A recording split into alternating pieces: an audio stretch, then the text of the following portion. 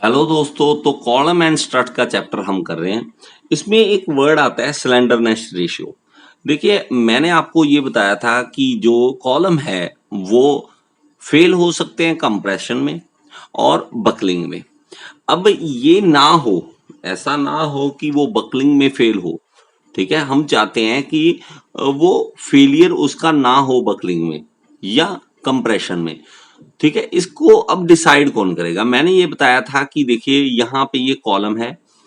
अगर मैं इसको लेंथ ज्यादा रख लेता हूँ और एरिया कम रखता हूँ और इसको अगर मैं कंप्रेसिव फोर्स लगाता हूँ तो ये बक्कल हो जाता है और ये फेलियर हो जाएगा। ऐसा होगा तो ये फेलियर हो जाएगा। ठीक है, तो हम इस कॉलम को किस तरह से डिसाइड करें कि लेंथ कितनी रखें, डायमीटर कितना रखें, इसके बारे में क्या क्या चीजें हमें पता होनी चाहिए। तो उस चीजों में निकल के आता है एक स्लेंडरनेस रेशियो। तो ये स्लेंडरनेस रेशियो क्या होता है? ये एक रेशियो है। रेशियो मतलब अनुपात, और कुछ नहीं होता यार।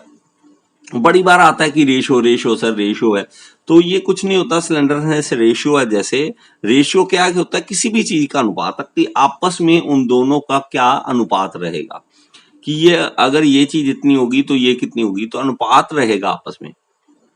ठीक है, तो हमारे पास ऊपर लिख दें कि length of column, length of column, column की लेंथ हो जितनी, ठीक है, उसका किसके साथ अनुपात देखना है? हमने देखना है मिनिमम रेडियस ऑफ गायरेशन। अब ये वर्ड अजीब सा है, मिनिमम रेडियस ऑफ गायरेशन। अब हम आम भाषा में ये वर्ड कभी भी सुनते नहीं है, ये प्रॉब्लम आती है कि ये क्या है। ये आपस में अनुपात रखना है आपने।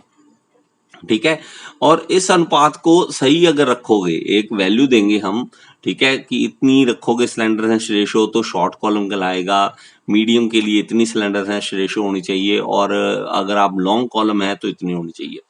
तो हमारे पास अलग अलग स्लेंडरनेस रेशियो आएगी। लेकिन अभी ये क्या आ गया, मिनिमम रेडियस ऑफ गायरेशन। अब देखिए, अगर आपने मोमेंट ऑफ इनर्शिया का चैप्टर पढ़ा हुआ है तो बहुत अच्छा है, उसमें हमारे पास ये आता है। ठीक है, अगर आपने मोमेंट ऑफ इनर्शिया नहीं समझा हुआ तो मैं ऊपर लिंक दे रहा हूं, आप वहां से देख सकते हैं। तो जब भी देखिए मेरे पास कॉलम है, यहाँ पे ये कॉलम है, और ये कॉलम जो है इसके अलग अलग एक्सेस होंगे। एक एक्सेस यहाँ पे है, देखो ये है, और एक एक्सेस ये है।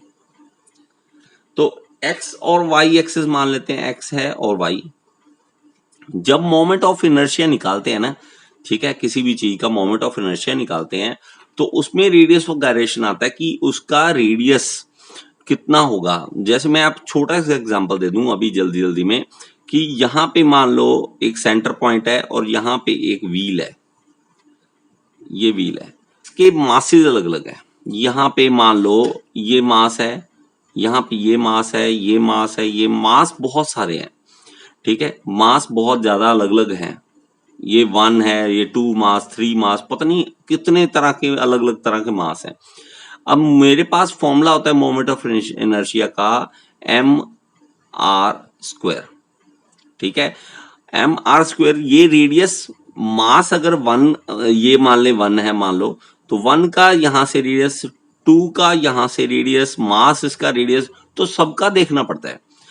तो हमें क्या करना पड़ता है, इस सबका अलग अलग देखना पड़ता है। M1 R1 M2 R2 सबका देखने के बाद हम उसकी कैलकुलेशन करते हैं, तब मोमेंट ऑफ इनर्शिया हमारे पास आता है। अब इन रेडियस को अगर एक पॉइंट मान लें उसका, कि ये यहाँ पे कॉन्सेंट्रेट कर रहे हैं, मान लेते हैं एवरेज ले लेते हैं कि यहाँ पे ये कॉन्सेंट्रेट कर रहा है, तो यहाँ से यहाँ तक का जो रेडियस होता है उसको हम कहते हैं के, रेडियस ऑफ गायरेशन।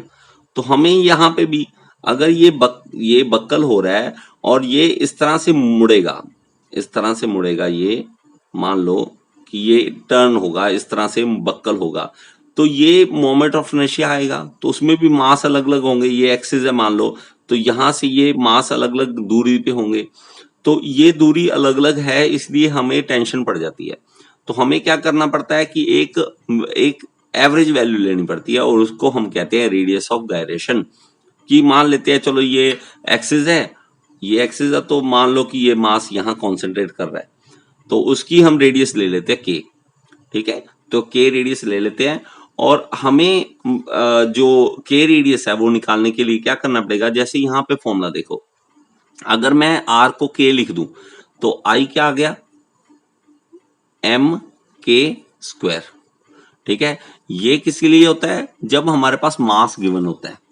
जब हमारे पास एरिया में बातें आती है, मोमेंट ऑफ इनर्शिया में एरिया के लिए हम बातें करते हैं, तो वहां पे ये एम बन जाता है ए, एरिया।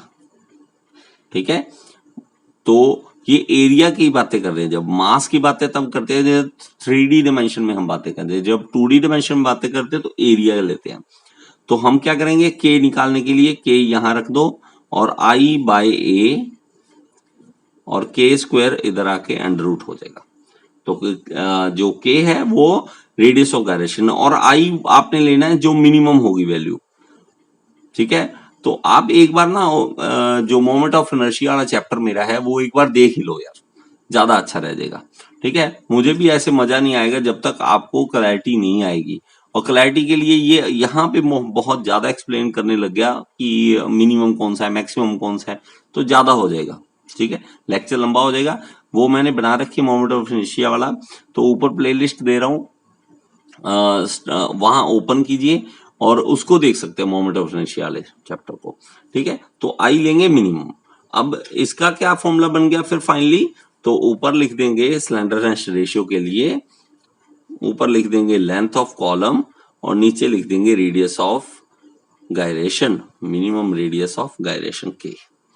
तो इस तरह से ये स्लेंडरनेस रेशियो होता है, बड़ा ही इंपॉर्टेंट है। हम जब करेंगे ना, जब क्लासिफिकेशन करेंगे अलग अलग कैसे है कि शॉर्ट कॉलम है, मीडियम है, लॉन्ग है, तो ये मेरे पास स्लेंडरनेस रेशियो काम आने वाली है हमारे। ठीक है, कोई भी चीज पढ़ते हैं तो ऐसे नहीं होता कि यार ये सिर्फ पेपर क्लियर करना है इसलिए पढ़ रहा हूं मैं। ठीक है, ये जब आप एक्चुअल जाओगे ना, साइट पे जाओगे, तब आपको पता लगेगा, वहां पे कैलकुलेशंस जब होंगी तो स्लेंडरनेस रेशियो आपको निकालने को बोलेंगे। अब देखो आजकल सॉफ्टवेयर बड़े आ गए हैं, सॉफ्टवेयर में सारी कैलकुलेशन होती है। सॉफ्टवेयर भी चाहता है कि इनपुट मिले मुझे। ठीक है, कोई ना कोई इनपुट तो देनी पड़ती है, तभी आउटपुट मिलेगी ना। हमें ये दिक्कत आती है कि नए नए जब इंजीनियर्स रिक्रूट होते हैं तो उनको ये वैल्यू का मतलब ही नहीं पता होता कि ये है क्या, तो वो इनपुट देगा क्या। इनपुट दोगे तभी तो आउटपुट आएगी ना। ठीक है, तो जब इनपुट नहीं दोगे तो आउटपुट कहां से आएगी। तो हमें ये सारा कुछ इसलिए तरीके से समझना पड़ता है, और वहां पे कल को आप डिजाइन में जाओगे तो वहां पे ये सॉफ्टवेयर में वैल्यू डालनी है आपने, इसलिए ये पढ़ना होता है। ठीक है, आपको ये चीज समझ आई या नहीं आई, कमेंट बॉक्स में जरूर बताएं। Thank you so much.